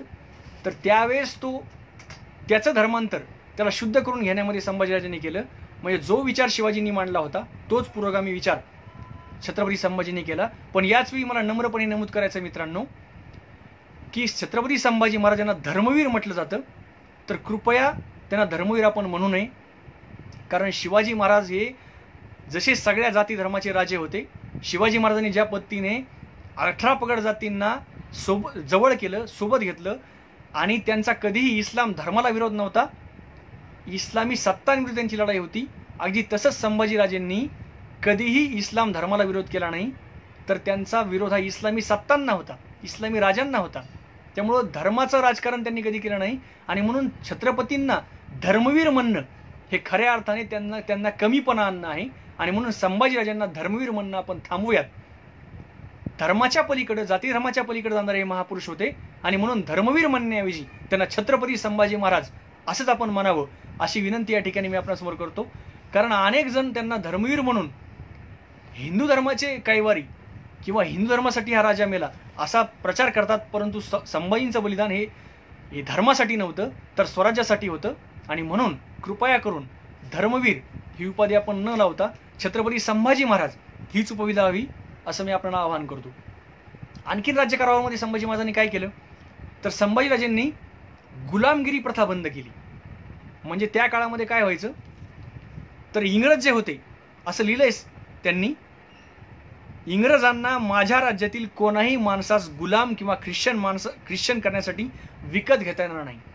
म्हणजे त्यांच्या काळामध्ये इंग्रज लोक काही लोकांना गुलाम म्हणून विकत घ्यायचे, ती पद्धत संभाजीराजांनी बंद केली आणि एक मानवमुक्तीचा एक एल्गार त्या ठिकाणी केला. ही सुद्धा एक खूप मोठं योगदान संभाजी महाराजांचं आहे. आणि एक अतिशय अभिमानाची गोष्ट या ठिकाणी मी नमूद करतो मित्रांनो, ज्या संभाजी महाराजांना स्त्रियांविषयक त्यांचं जे चारित्र्य हनन करण्यात आलं, या राजांनी काय करावं, तर इतिहासात पहिल्यांदा आपल्या पत्नीला राज्यकारभाराची सूत्र हाती देणारा पहिला राजा म्हणजे छत्रपती संभाजी महाराज. श्री सखी राज्ञी जयती या नावाने एक शिक्का संभाजी महाराजांनी आपल्या पत्नी येसूबाई यांच्याकडे दिला होता. आणि संभाजी महाराज जेव्हा गडावर नसायचे त्यावेळेस राज्यकारभार पाहण्याची सूत्रे त्यांनी येसूबाई यांच्याकडे दिली होती. आणि म्हणून स्त्री स्वातंत्र्याचा स्त्रियांचा एक सन्मान करणारा राजा म्हणून संभाजी महाराजांकडे आपण बघितलं पाहिजे. ही सुद्धा गोष्ट आपण लक्षात घ्यावी. या पद्धतीने संभाजी महाराजांनी आपला कारभार त्या ठिकाणी चालवला. म्हणजे ज्या पद्धतीने शिवरायांनी आपला राज्यकारभार चालवला अगदी त्याच धर्तीवर न्यायाने, निष्ठेने, समतेने, मानवतेने 18 पगड जातींना सोबत घेऊन कोणताही धार्मिक आणि जातीय द्वेष न करता संभाजीराजांनी आपला कारभार चालवला. आता मित्रांनो, मी या अतिशय दुर्दैवी अशा शेवटाकडे येणार आहे.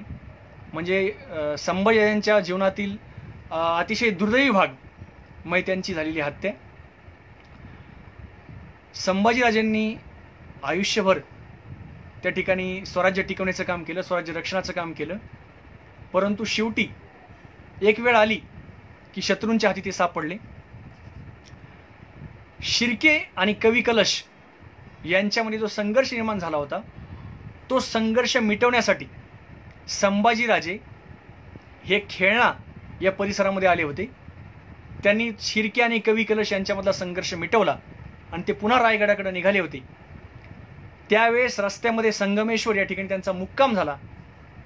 आणि या संगमेश्वर मुक्कामी शत्रूला बातमी कळली की छत्रपती संभाजीराजे या ठिकाणी मुक्कामी आहेत. आणि औरंगजेब अगोदरच खूप संतापलेला होता. कोणत्याही परिस्थितीमध्ये त्याला संभाजीराजे पाहिजे होते आणि म्हणून मुकर्रब खान याला त्यांनी त्या कामगिरीवर पाठवलं होतं. हा मुकर्रब खानाला बातमी कळली की संभाजीराजे संगमेश्वराला मुक्कामी आहेत आणि तो त्यांच्यावर चाल करून आला.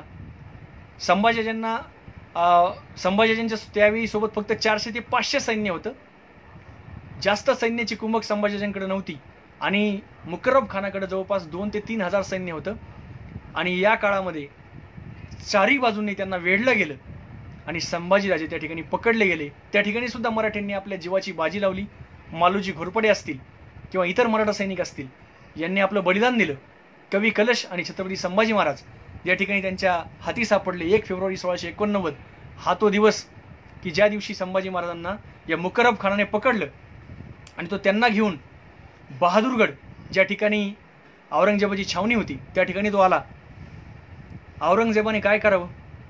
औरंगजेब, जसं मी तुम्हाला म्हणालो की आपल्या डोक्यावरचा किमॉश, आपली पगडी त्याने खाली काढून ठेवली होती आणि त्याने शपथ घेतली होती की जोपर्यंत मी संभाजीला पकडणार नाही, त्याला मारल्याखेरीज किंवा त्याला हाकलून दिल्याखेरीज डोक्यावर किमॉश चढवणार नाही. असा औरंगजेब ज्यावेळेस संभाजी महाराज त्यांच्यासमोर आले तेव्हा औरंगजेबाने काय करावं तर अतिशय विकृत पद्धतीने संभाजी महाराजांची धिंड त्या ठिकाणी काढली. म्हणजे इतिहासामध्ये अशी राजाची विटंबना कधीच झाली नाही मित्रांनो. संभाजी राजांना त्याने तख्ता कुलाह चढवला. म्हणजे एक प्रकारचा गुन्हेगारी पोशाख अंगावर चढवला, डोक्यावर विदूषकाची टोपी लावली, संभाजीराजांना आणि कवी कलशांना उंटावर बसवलं आणि ढोल वाजवत, शिंगे वाजवत, ताशे वाजवत त्यांची मिरवणूक काढली, धिंड काढली, त्यांची विडंबना केली. म्हणजे एक प्रकारे अतिशय वाईट अवस्था, विदूषकी पोशाख त्यांना घातले आणि सगळीकडे फिरवून त्या छावणीमधून सगळ्या पंचकुशीत फिरवून पुन्हा बादशहासमोर आणून उभं केलं. बादशहाने जेव्हा औरंगजेबाने जेव्हा संभाजीला पाहिलं तेव्हा औरंगजेबाला पहिल्यांदा विश्वास बसला नाही की संभाजी पकडून आणलाय. आणि संभाजीला पकडून आणलेलं पाहिल्यानंतर बादशाह स्वतः इतका भावनाविवश झाला की तो सिंहासनावर उतरला आणि जमिनीवर बसून प्रार्थना करू लागला. यावेळी कवी उत्स्फूर्त कविता सुचली. म्हणजे बघा, याही वेळी कवी कलश यांची प्रतिभा कशी जिवंत होती. आणि तो प्रसंग पाहिल्यानंतर कवी कलश म्हणतात, संभाजीकडे बघून म्हणतात की बघा राजे, राजन तुम हो साच खरे, खूब लढे तुम जंग. राजन तुम हो साच खरे, खूब लढे तुम जंग. देखत तव चंड प्रताप जही, तखत तेजत औरंग. म्हणजे तुमचा प्रताप एवढा आहे की तुमच्या प्रतापामुळं औरंगजेबाला तख्त सोडून खाली यावं लागलं, या प्रकारचा तुमचा प्रताप आहे. असं उत्स्फूर्त काव्य त्या ठिकाणी कवी कलश यांच्यातून बाहेर पडलं. यानंतर संभाजी महाराजांचं खूप छळ त्या ठिकाणी औरंगजेबाने केला. औरंगजेबाने संभाजी महाराजांना 2 प्रश्न विचारले मित्रांनो. आता या बाबतीत सुद्धा खोटं लिहिलं गेलं. असं लिहिलं गेलं, जे मी तुम्हाला सांगितलं ना, मल्हार रामराव चिटणीस याच्या बकरीमध्ये काय लिहिलं होतं, तर औरंगजेबाने असं विचारलं की तू इस्लाम कबूल करतो का, तू इस्लाम धर्मात येतो का. तर यावेळेस संभाजीराजांनी त्यांना उत्तर दिलं, असं तो चिटणीस म्हणतो की तुम्ही जर मला तुमची मुलगी दिलीत तर मी इस्लाम कबूल करतो. मित्रांनो, किती हास्यास्पद गोष्ट आहे. ज्या औरंगजेबाची सर्वात लहान मुलगी, जिचं वय संभाजी महाराजांपेक्षा 14 वर्षांनी जास्त होतं, त्या मुलीची मागणी संभाजीराजे कशी करतील. आणि अशा प्रकारची विकृत मांडणी या चिटणीसाने केली होती. परंतु त्याचा इतिहास समोर आला. ईश्वरदास नावाचा जो समकालीन होता, ते ईश्वरदासाने लिहून ठेवलं की औरंगजेबाने संभाजी महाराजांना 2 प्रश्न विचारले होते. ते 2 प्रश्न असे होते की तुमचे खजिने, जड जवाहीर आणि इतर संपत्ती कुठे ठेवली आहे, आणि माझ्या सरदारापैकी कोण कोण तुझ्याशी पत्रव्यवहार करून संबंध ठेवित होते. असे 2 प्रश्न त्यांनी संभाजीराजांना विचारले. परंतु संभाजीराजांनी कुठल्याही प्रकारचं उत्तर औरंगजेबाला दिलं नाही. उलट ताठ महिने त्याच्यासमोर गेले, त्याच्यासमोर मान झुकवली नाही. आणि याचाच राग औरंगजेबाला आला. आणि म्हणून औरंगजेबाने, जे आपण म्हणतो ना, खूप क्रूर निष्ठुर हत्या त्या ठिकाणी संभाजी महाराजांची केली. संभाजीराजे पळून जाऊ नयेत म्हणून त्यांनी पहिल्यांदा काय केलं असेल, तर त्यांचे डोळे त्या ठिकाणी सळे घालून फोडले, काढले. नंतर त्यांची जीभ कापली. नंतर त्यांच्या शरीराचे तुकडे तुकडे केले. म्हणजे इतिहासातील सर्वात काय म्हणू आपण त्याला, दुर्दैवी, एखाद्या राजाचा असा अंत कधी झाला नव्हता, त्या प्रकारचा अंत या ठिकाणी औरंगजेबाने संभाजी महाराजांना दिला. जीभ छाटली, डोळे फोडले, शरीराचे तुकडे तुकडे केले. आणि 11 मार्च 1689 शेवटी या संभाजी महाराजांची प्राणज्योत त्या ठिकाणी मालवली. आणि स्वराज्यासाठी संभाजीराजांनी आपलं बलिदान दिलं. मित्रांनो, या व्याख्यानाच्या समारोपी, म्हणजे एकंदर हा सगळा आढावा मी अतिशय धावता आढावा तुमच्यासमोर मांडला. म्हणजे कोणत्या प्रकारचा संघर्ष संभाजीराजांनी केला हे आपल्या लक्षात आलं असेल. समारोप करताना मी या ठिकाणी संभाजीराजांची राजमुद्रा याचं वाचन या ठिकाणी करतो. श्री शंभो शिवजातस्य मुद्रा दौरी व राजते, यदंक सेविनो लेखा वर्तते कस्य नोपरी. श्री शंभो शिवजातस्य मुद्रा दौरी व राजते, यदंक सेविनो लेखा वर्तते कस्य नोपरी.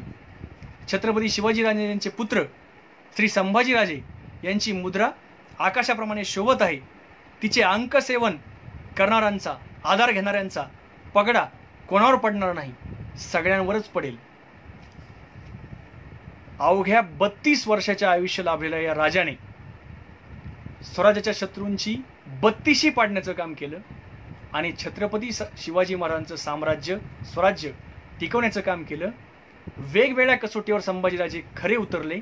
मग ती चारित्र्याची कसोटी असो, त्यांची निष्ठा असो, त्यांचं स्वराज्याविषयीची प्रेम असो, त्यांची प्रजेविषयीची निष्ठा असो, या वेगवेगळ्या कसोट्यावर संभाजीराजांनी आपल्याला सिद्ध केलं. आणि या 32 वर्षाच्या आयुष्यामध्ये एक खूप मोठा इतिहास या महाराष्ट्राला दिला. प्रत्येक मराठी माणसाला गर्व वाटावा असा इतिहास संभाजीराजांनी आपल्या सर्वांना दिला. आणि म्हणून छत्रपती संभाजी महाराज यांच्या जयंतीनिमित्त आज आपणासमोर येऊन अगदी थोडक्यात त्यांच्या जीवनावर, त्यांच्या एकंदर संघर्षावर, त्यांच्या चारित्र्यावर एक प्रकाश टाकण्याचा प्रयत्न या ठिकाणी मी केलेला आहे. पुन्हा एकदा मी छत्रपती संभाजी महाराज यांच्या जयंतीनिमित्त त्यांना नम्रपणे नतमस्तक होतो, मानाचा मुजरा करतो आणि थांबतो. जय जिजाऊ, जय शिवराय, जय शंभूराज.